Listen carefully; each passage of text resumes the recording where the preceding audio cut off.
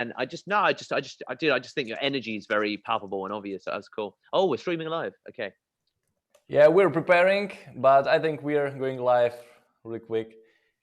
Have we got I'm going live here in Zoom. Yet? Yeah, we are actually live. I'm going live here in Zoom as well. Woo! Woo! This was almost like a pigeon cooing. Coo. Okay, I feel ridiculous. Someone's gonna snap that now. Then make it. Yeah, make this it will GIF. become a meme. Anyway, hey guys, welcome to the first webinar with founders of WordPigeon. And we're here with Max Carroll and Deepak, spelled D-E-E-P-A-K, Shukla. And we're going to be talking about how did they start it, what exactly is WordPigeon, and pretty much about anything else regarding how to write blog posts on your WordPress way more effectively. We're going to talk about the mistakes you might be doing every day if you're writing blog posts, which are costing you hours, and as you know, time is money. So stick around, because this will be super valuable for you if you are a blogger or if you write articles for your clients and so on. So without further ado, Deepak, Max, hey. Jacob, thank you so much for the introduction. I bet that the audience heard the names and immediately knew who was who. I was just thinking that in my head, thinking, well, I know who's Deepak and I know who Max is. So Max, and hello everybody. I'm Deepak, of course. This is Max. So Max and I are school friends, I think is the first important thing. I've known Max since we were 5 years old, I think, Max, yeah. Is that right? Yeah, that's right. Wow. Exactly. So we've known each other. I won't reveal my age, old enough, but we've known each other more than 25 years. And we started the WordPigeon journey about 6 to 7 months ago, I think, or maybe actually even longer than that. Yeah. We started talking about it probably 8 months ago. Yeah. And then Max decided with me that to take the leap of faith about 6 months ago. And yeah, absolutely. For the audience, I guess you want to know, the background that Max and I come from. Absolutely, yeah. Tell me about it. So how did you guys meet? How the idea was born of WordPigeon? So Max, do you want to go first about your background and then yeah. Yeah, so I've been a software developer for around about 5 years, and Deepak managed to convince me that I don't want to work for another company. I want to set up my own company. So Deepak convinced me to leave my, well, I wanted to as well, but yeah, Deepak helped me with that. And so basically I gave up my full-time job as a software engineer and decided to set up a company with Deepak. And so Deepak's persuasion skills were strong enough. Let's see, guys, from the sales figures if I persuade you lot as well. So if anything, do it just for myself and mainly for Max. But no, seriously, Max is built the software from the ground up. It's been amazing having him as a partner. The idea it started life as a Facebook post. I was looking for a developer, and Max I've known, as we said, since I was 5. I run by day a marketing agency, which is not a surprise to everyone listening. Some of you might know me, but if you don't, then our particular specialism is SEO. And the idea for WordPigeon, which is a WordPress plugin. I don't know if you're still wondering what is WordPigeon. If you are wondering very quickly, it's a WordPress plugin that supports anybody who's a blogger with basically reducing your formatting time to 0. So if you currently write in a Word doc, you probably have already begun to think about moving to Google Docs. If you're like, I'm way ahead of you, son, and you already write in Google Docs, then basically what Max has been amazing at developing is a tool that allows you to import your content from Google Docs straight into WordPress with one click. So if you're writing 5,000 word blogs, you should be writing at least 2,000 word blogs, by the way. Don't just say I write 300 word blogs. If you do that, I run an SEO agency. It's not going to work for you. You cannot bullshit Deepak. He knows a thing or two about SEO. So that's what we do, and it keeps all of the formatting. And I was looking for someone to solve this problem that my agency was experiencing, because our head of content, Melanie, she was writing across maybe 7 to 8 sites, and it was, you know, that were WordPress, and the same problem kept coming up. She said, Deepak, I write a 5,000 word piece and I spend about 40 minutes just actually moving it from Google Docs to WordPress. And Melanie bills by the hour as well as bills by the word. So it was costing me basically about a couple of $100 a month, because a lot of the content our clients requested was, what do you think we should do, Deepak? Well, don't write 300 word blogs, my friend. Write, you know, 2,000-3,000 word blogs per month. And it made sense for Melanie to produce all of that content in Google Docs, because suddenly she's producing 10,000 words, 15,000 words of content a month. So if you can imagine, the average blog is, let's just say 2,000 words, 10 minutes even spent changing the formatting. But then you're doing that for a couple of hours every month, and everyone loses in that scenario. The company who's paying the bills, me, loses. The blogger loses because they spend half their life formatting, and therefore the quality of your content probably goes down a little bit because you just get frustrated with the whole blogging experience. And that was what I discussed with Max, basically. I think where did we, in a pub? When we first met up about it, where did we discuss it? It was the Japanese restaurant. Is that right? That Japanese? Yeah, no, it was the sushi place. Sushi place, yeah. So the WordPigeon was born in the sushi place. Yeah. Yeah. Eating seafood instead of bird food. There you go. Guys, I can already see that this webinar series will be fun. And I see many people are joining on Facebook, guys. So for those of you who are joining right now, we're discussing what exactly is WordPigeon. We are introducing here Deepak and Max, who are founders of WordPigeon, and we'll be talking about 7 things which are costing you hours when it comes to WordPress blogging. So if you are someone who writes blog posts, or if on WordPress, you should stick around, because only this webinar will be super valuable for you. And we plan 3 more, but I will tell you about it in the end. So guys, let's dive into today's topic. Which are 7 things which are costing you hours as a WordPress blogger. Okay, amazing. I shall now, for the benefit of the audience, share my screen, and I'll bring up basically the presentation I've got. So if at any time you find what I have to say absolutely boring, then please do just interrupt and leave a outrageous comment, and Jacob will private message me, and then I will quickly and neatly exit out and pass it over to Max. Yes. So of course, guys, if you have any questions, feel free to ask anywhere. I'm seeing it all in my big Restream chat. I see everything from Twitch, YouTube, and Facebook. So please feel free to ask. Okay. Amazing.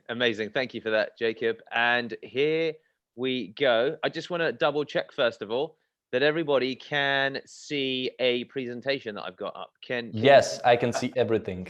Okay, there you go. He sounds like Morpheus from the Matrix now. I see everything. Exactly. And Max is gonna, of course, jump in from time to time as well. So guys, look, if you're a blogger, or if you are someone who has a website, fundamentally, as you know, content's a big part of that. So as much as, you know, video and audio is absolutely huge, when it comes to content that lasts over time, the number one thing still is actually the written word. And I don't think that's going to change. So what I want to talk you through today is ultimately the top 7 things that I think, I guess, will ultimately just save you time and probably cost you time at the moment when it comes to actually the whole process of producing amazing content. So I've kind of given the game away here, because I've already actually put all of the 7 points. All right, thank you guys for joining. This was today's webinar. You're like, that was the end. Goodbye. So look, so the first thing is that this comes from ultimately my personal experience of what is the biggest ball ache when you are a subject matter expert, or even if you're not a subject matter expert, it's sometimes an advantage not being a subject matter expert, because then you actually have to go out and document a lot of the stuff that you produce and you put together. So with that in mind, the challenge of content is that we need to absolutely, when you're producing something that's going to be noteworthy, document, produce data, produce evidence. And that whole process of course, Googling, trying to find a relevant statistic to support your thesis, and all of those other things are going to really just be a bit of a pain in the ass, right? Because it's just a pain to document and to reference and to evidence. But it is more and more an important part of the process. So I think that, you know, this is one of the things that I know as a writer that is continually a challenge, because certainly if you want to produce, you know, a 2,500 word piece, it can't be something that's simply anecdotal. It can't be something that is simply, you know, your thoughts and your words, unless it's just for your blog and you don't really are not really concerned with it standing the test of time. But that's definitely, you know, one of the things I think that's a huge challenge for bloggers today. And if you do produce content in Google Docs, one of the quick tips I've got for you, because we're going to talk about problem, then we're going to talk about solution. The solution to this is really, it's quite simple. It's ultimately doing some of your research up front, but looking and Googling the statistics that you're trying to find, and then putting it at the top of a Google document. So in this instance, you know, let me just see if I'm opening up a new tab. Can you see the new tab, guys? I don't know. Yeah. Ah, brilliant. Okay. So I want to give you a live example. Statistics around research. Yeah, it's just statistics around mental health. One of the easiest processes that we'll follow, or that I'll follow when I'm thinking about how to produce well-documented research. So let's rephrase this first of all. Mental health statistics, 20 amazing mental health statistics. So when you use a numerical term, what you then tend to get is you tend to get listicles. So listicles are 12 stats to make you think about 10 charts on the scale of the problem, 10 facts, and we continue. There should ideally be more. Okay, here we go, 11 facts, okay? So already we've got maybe 30 facts across them. So what I do in this instance is right-click that, right-click this, right-click that, okay? And then assuming you've got your Google Doc open right now, so if we go to Google Documents and just open one, then the shortcut way with producing well-researched content, a lot of people produce a content and they go out and try and find a statistic to kind of support what they think about something. The problem with that is that you'll spend an awful lot of time then ultimately trying to find an appropriate statistic. But actually the smarter way to do it, and we're about to build a blog live, it looks like. I've just thought of this idea in my head, but hey ho, here we go. So things, so let's, so this is the other element, 23 things, here we go, things you never knew about the scale of mental health problems amongst entrepreneurs, brackets, pitch grounders. There you go, boom. So that is going to be an example of something that we'd write about, okay? So as you can see, when you think about producing well-documented processes, I've written a stat in, I've got some listicles, I've got some new pages open. I now, of course, want to make it relevant to the actual audience, because you guys are entrepreneurs, you guys are absolutely pitch grounders, and therefore now the next thing as part of producing well-documented research is you need to produce something unique. Okay, so you need to produce something unique, and that's the second challenge of bloggers. That if I was going to simply reproduce mental health statistics, there's a lot of stuff about mental health statistics here. So now I'm beginning to niche it, and we're going to keep the statistics that we've got here, but now we're going to do something slightly different. Mental health issues amongst entrepreneurs. So yeah, so Google corrects things for you, and as you can see here, bada bing, bada boom, we now have got some really interesting statistics that relate to you guys and why you are particularly vulnerable to like having probably what I'm about to have after this webinar, a mental breakdown. So that's that's the other element of where we want to entwine some of these ideas, right? So you've got, of course, the challenge of, as we were discussing, this is a Canva produced design, by the way. It's beautiful. I know that you're thinking. I know. You've got the two challenges of producing well-documented research we're beginning to do, right? So the idea would be that we'd start ultimately dumping a lot of these statistics into our freshly invented Google document. Got some there. You could, if you want to, browse all mental health statistics, but we won't worry about that. This is some more here. We'll go ahead and just dump some in there. So you begin building your. You can see where I'm going with this. So I won't continue with these other sites, but we will now look at some of the mental health stuff amongst entrepreneurs. Probably just because you'll find it quite interesting, if I'm being honest. But let's see. And what we're looking for is the percentage, because that indicates statistics. So as you can see here, lifelong prevalence of mental health conditions. So I'm guessing that E stands for entrepreneur. I could be wrong, but let's just for the sake of clarity. Yes, it's there in the subheadline after brilliant. under lifelong prevalence. Okay.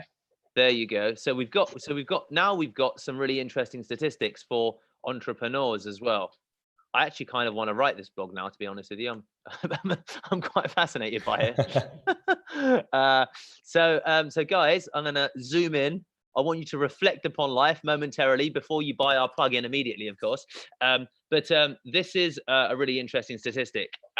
Just looking at that, and I hope that you can see, PitchGrounders, combining statistics around entrepreneurship and our issues alongside wider issues, right? And now we're going to take it an even step further.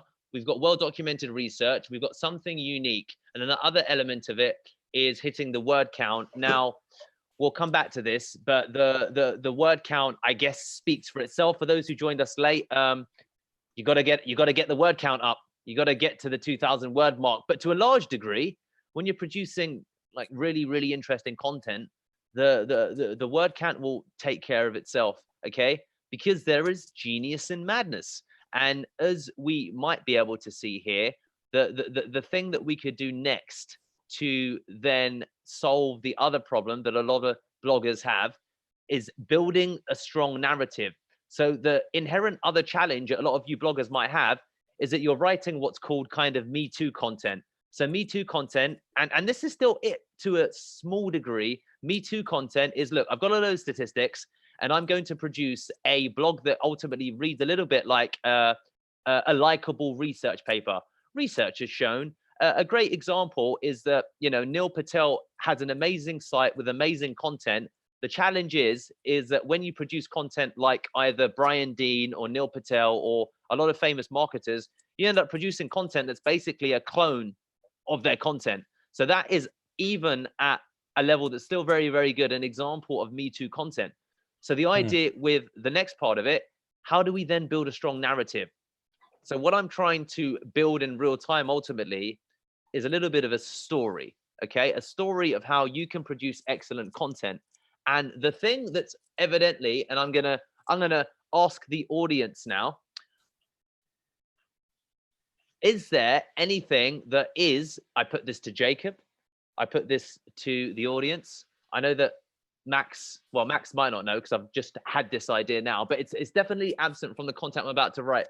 Can you guess what is missing from this piece of content, Jacob, or the audience, for anyone who's listening? References? What is missing from this piece of content? So it won't be the obvious things. I need to format it. I need to obviously sort out the actual content to turn it into, a written narrative. So it's not any of those kinds of things. Well, everything looks different. That's true. And also, you've taken statistics from somewhere, but you haven't cited where you've got those statistics from. I agree. So we're not talking grammar. We're not talking grammar. We're not talking referencing. We're not talking formatting. Although all of those things we solve at WordPigeon.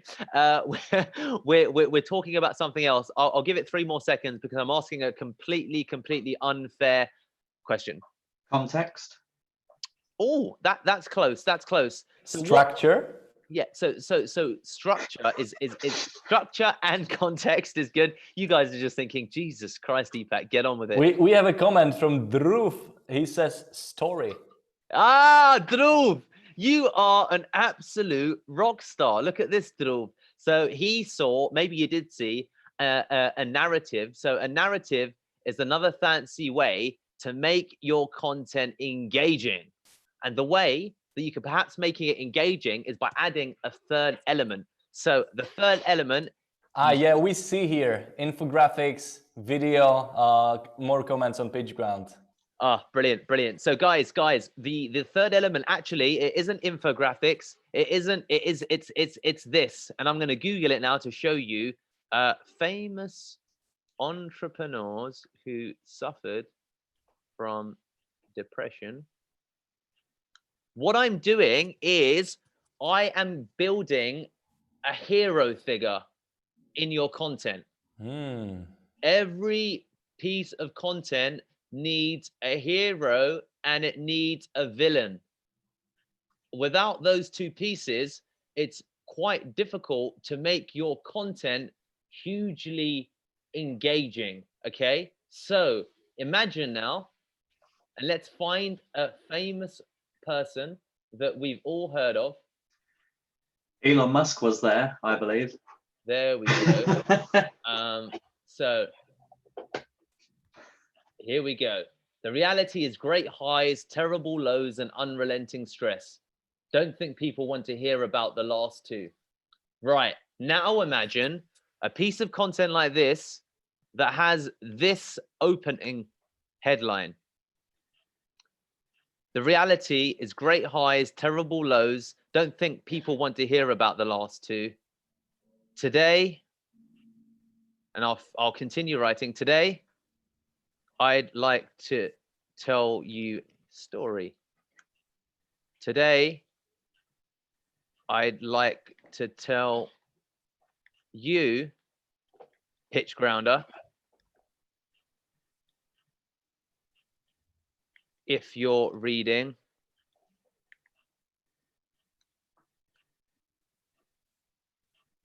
a story about you and someone who is just like you. Today's story is about you, depression,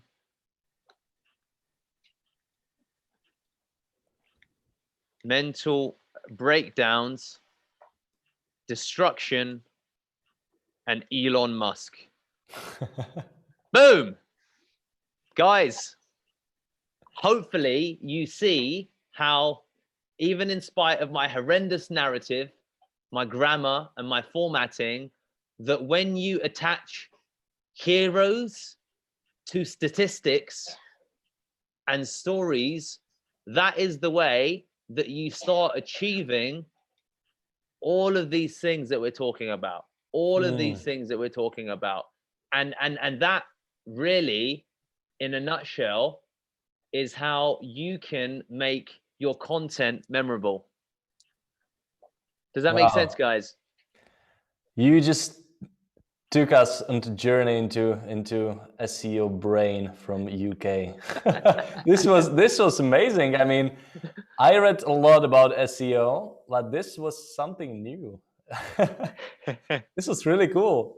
Guys, I think that you know, there's a lot of things, you know, everyone who's listening, I know that you're intelligent. I know that you can look at the correct way to put together an infographic. I know that you can potentially also research statistics, but there is power in process, and there's power in understanding, I think, the bigger picture. And if you can combine, when you look at SEO, keywords, keyword density, formatting, structure, statistics, referencing, when you can combine these pieces and build a really cohesive narrative and combine what Hollywood, right? And you've got to remember, Hollywood has been doing for over 100 years. And I'm just talking about motion pictures, storytelling with strong statistics and narrative.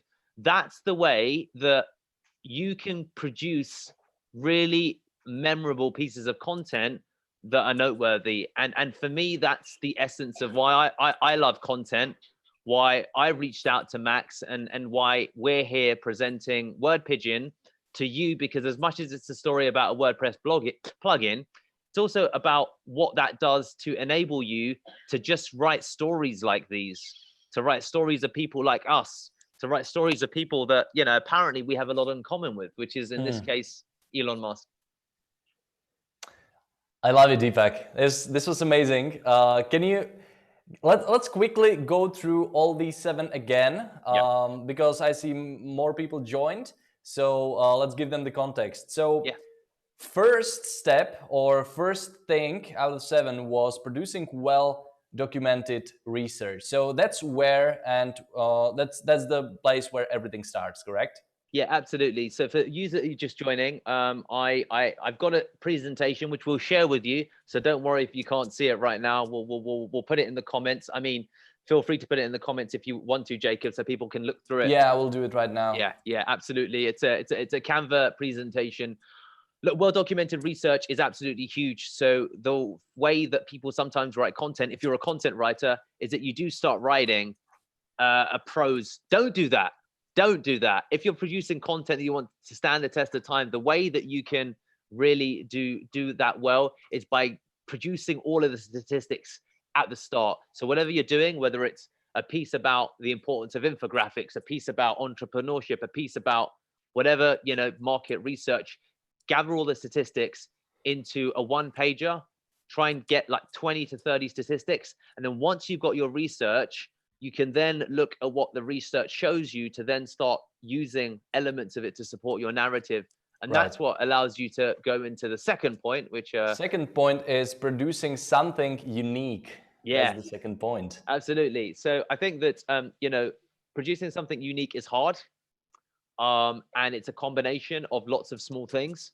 It is hard to produce something that's unique. And I think that when you put together statistics, the way that enables you to produce something unique is because you can build in data to support ultimately what's going to be a unique perspective. So in that way, with those two things, you've got your statistics, you've got your point of view that you can weave in with the statistics. It allows you to... And then it's quite easy to hit the word count. There you go. So if you're writing less than 2,000 words, I pity you, because there's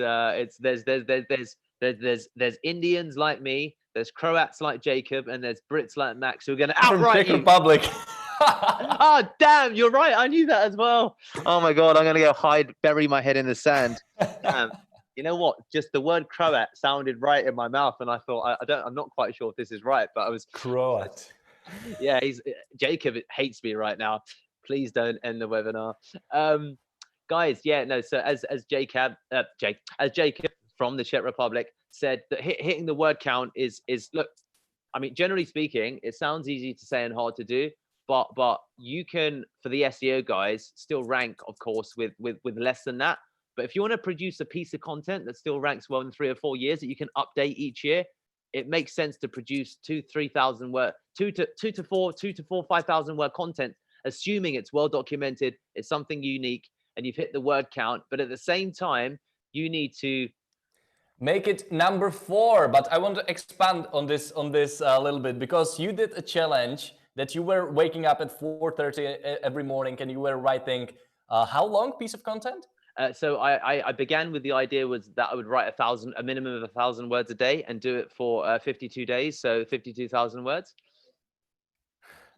I've ended up, yeah, no, to answer your question, guys. So I wake up insanely early. I wake up at 4:30. My partner, Daniela, absolutely hated me for the first month. She's Italian, so there were all kinds of swear words, non-English, that were flying around in the mornings. Sometimes there still are.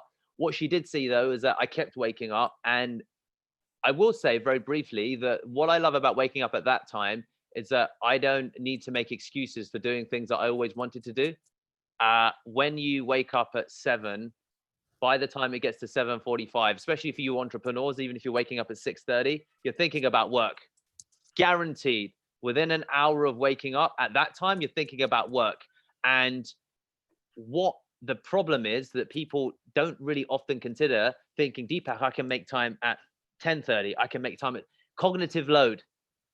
Your cognitive load from 7:30 up till probably about 8, 9 p.m. if you're an entrepreneur is, I've got to either pay my bills or I've got to build the dream, which is what Max and I, of course, are trying to do at the moment. Build the dream, pay the bills, and all of that good stuff. So that's why I woke up at 4:30. And to go back to Jacob's point, I decided that I would practice what I preach, which is put together a blog. So for those of you that are saying, well, what is the subjects of your labor, then I'll add this for you there, Jacob. So if you want to choose to put it in, you can. But yeah, I've basically written in the last 60 days about 85,000 words. Wow. Using WordPigeon. Of course. Yeah, so I have.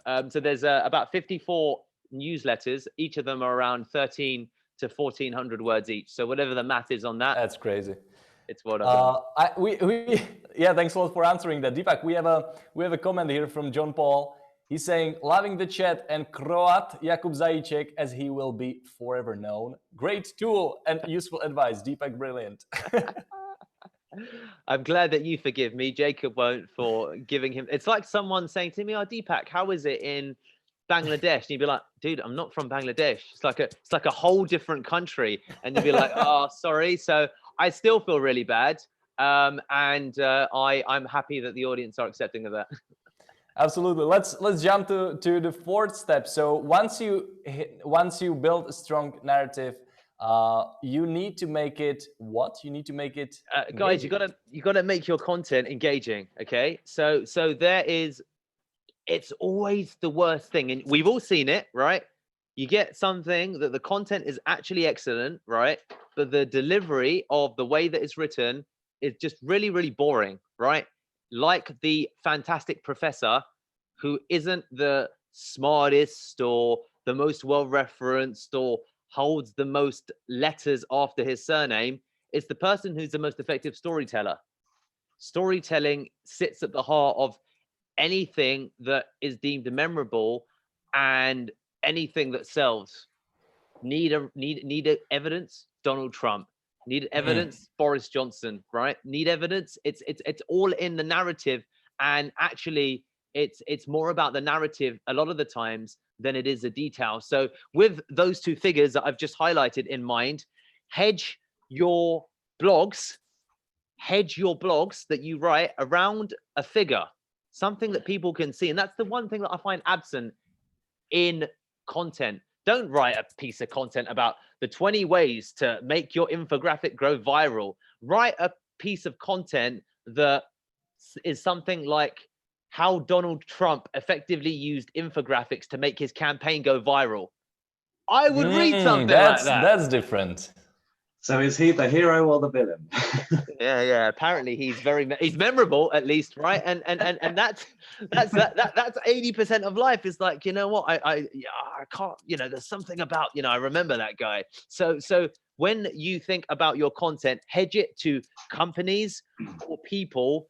It's very much more difficult to make something memorable if it sits as being a little bit abstract. Okay. Which is why mascots do so well. There's a reason that Amazon has a device called Alexa, and that is so much more memorable than the word Siri. If you look at the history of their growth versus how long they've been in business, and why IBM named their AI tool called Watson. So personalization and anthropomorphism, it's a fancy word for just saying given inanimate objects human-like qualities, works. So think about when you next write your research about AI or machine learning, and you know how you imagine writing something along the lines of, you know, what Homer Simpson can teach us about machine learning, and then maybe you could track how the writers have evolved and recycled some of his scripts and produced AI-based sentiment for Homer Simpson to respond on Twitter based upon people's actual expressions. So when you hedge it in stories like that, you then build your strong narrative, you then make it engaging, and then you create content that sticks. Amazing. We have a comment from the Fourth Eye on Twitch, and the Fourth Eye is saying he's the hero, and I think he's talking about you, Deepak. No, I don't think so. I just love the Fourth and Twitch. I love it. It's absolutely brilliant. Sounds like something out of Mordor. Anyway, there are more things about how to make your blogs work. So it's not last. It's number 6. You need to get it SEO ready. Okay, guys. So this is, I'm an SEO agency. I'm an SEO guy. So it's not going to be surprising that I'm going to say that the simplest way to get it SEO ready is to just, get an SEO agency guy in like me to hire me to help you get your SEO content ready. Really, there are several tools like on-page SEO analysis tools that you can use, but but really, there's a couple of fundamentals that you need to think about when you produce a piece of content. That when we made reference to the, what Homer Simpson can teach us about machine learning, the keyword there might be, understanding machine learning. Okay, so when you think about a keyword such as understanding machine learning, the biggest simple mistake that a lot of people make is that they choose to try and repeat that word in as many ways as they can, which is a bit similar to keyword stuffing. But when you want to make a piece SEO ready, in fact, what you want to build is all of the semantic, ultimately the correlated content that sits around the word machine learning. So, that might be, and I'm this is probably wrong, but keywords that relate to machine learning might be automation, might be process driven, might be algorithm, might be obviously variations around machine learning. But Google's pretty smart, okay? And Google can then determine the quality of your content and how SEO relevant it is by keyword co-correlation. So what keywords relate and correlate to the actual main thing that you're going for. So producing content like that actually tends to rank incredibly well, because that's the one thing that when you use your SEO tools still hasn't really been cracked by Ahrefs, SEMrush, Some of the most amazing content that goes viral seems to blow up in the face of actual, what an SEO tool identifies. Because the other thing that we've got to consider with all of this is that I don't remember the statistic, right? But 94% of searches are more than 3 words, I think is the first one. And every year, 15% of searches, more than 10% of searches are made for the first time. Think about that. 10% of all worldwide searches are made for the first time. They've never been made before. And Google is, using that data continuously. So when you produce compelling content, do use SEO tools, but really write the kind of content that you think Jacob is going to spend 25 minutes reading and go, holy shit, this is amazing. That's SEO content. That's content that sticks. That's amazing. That's a really interesting statistic that only that 9% of all searches are completely new. Yeah, it's something around the 10% mark. I don't remember the figure. One of you guys may already be Googling it, but honestly, when you think about that, it's one of the reasons that, any SEO tool, even by de facto, is a little bit old. SEMrush relies upon a database that is not updated in real time. This is not, SEMrush is the de facto tool, right? I do think you should use that, but it's worth considering some of these things. That one of the challenges that SEO agencies often face and don't think about as granularly is, right, we want to target understanding machine learning as a keyword.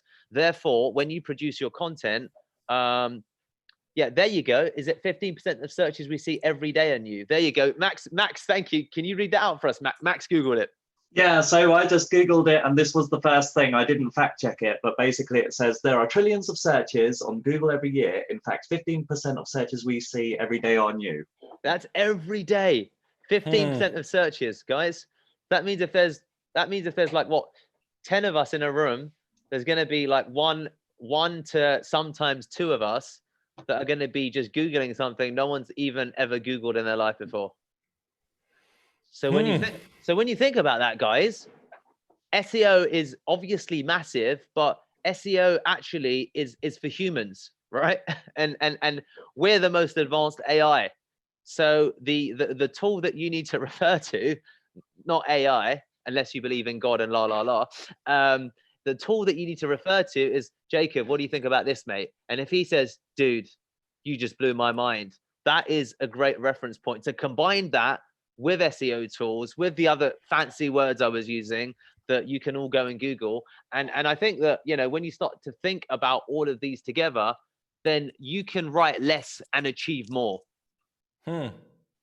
Definitely you can, because one piece of content that's amazing about Homer Simpson and machine learning, and then Elon Musk and PitchGrounders can stand the test of time. So thank you for that statistic, Max. I'm so glad that I actually was under pitching it. I thought it was 10%, but apparently it's 15. Yeah, there's I'll pass it back to Jacob. I've been talking for far too long now. There's a last thing out of these 7 things that are maybe costing you hours when you write your blogs, which is having the wrong tool set. Guys, this is where WordPigeon comes in. Yeah, no, seriously, like I think that, you know, stop writing in Word is a pain in the ass. Writing in Google Docs is still a bit of a pain in the ass, but much less so. A lot of you probably, if you write at scale, meaning if you're someone who writes directly into WordPress, then actually there's no way that you're a good blogger. Why? Because no one sits and writes a well-researched and documented 2,000 word blog directly into WordPress. You don't do that. Like, where do you then go through that process of finding the statistics, putting it into WordPress, fiddling around with the word count? Like, you might put your end piece into WordPress, but if we're thinking about tools, if you, I'm gonna put it out there, and I'm probably gonna, you know, be met with some resistance.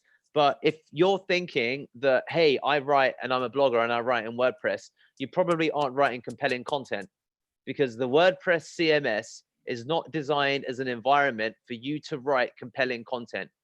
It's designed as a process for you to slap your content in and then to publish that content. It's a little bit like saying, Deepak, I'm going to write my homepage in WordPress directly, and then I'm going to publish it.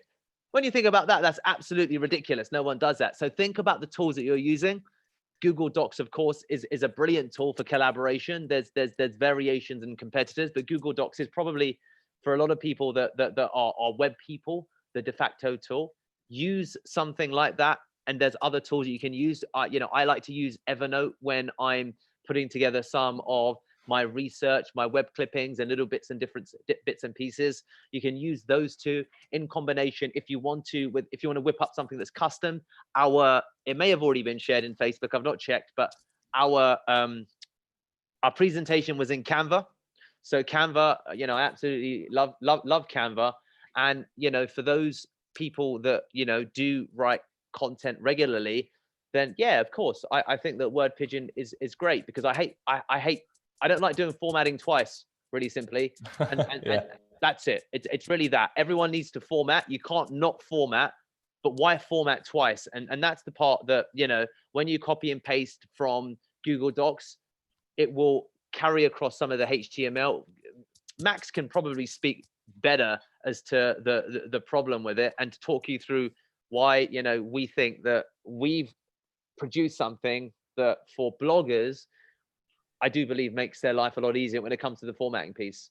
Max? Yeah, so I'd just like to say a little bit about how I use Google Docs. If I want to do anything, if it's a shopping list, if it's a list of Christmas presents, or if I've got something to do, if I have an idea, I just put it in Google Docs. I don't know why. That's just where I keep all of my stuff. I have maximus@gmail.com, which is my email address. Attached to that, I have my Google Drive. In my Google Drive goes everything for, you know, notes, lists and ideas and that kind of thing. So, you know, that's just where all my stuff goes. So if I was going to blog or something like that, I would probably do it in Google Docs as well, because I'm very familiar with how Google Docs works. And I really like it for its collaborative ability. You can have 2 people edit a document at the same time. You can see each other's cursors move and what each other's typing at the same time. And it's just really awesome. And for that reason, actually, it's a good point that for those of you, you know, that's why I think that Google Docs is so powerful, the collaborative editing ability.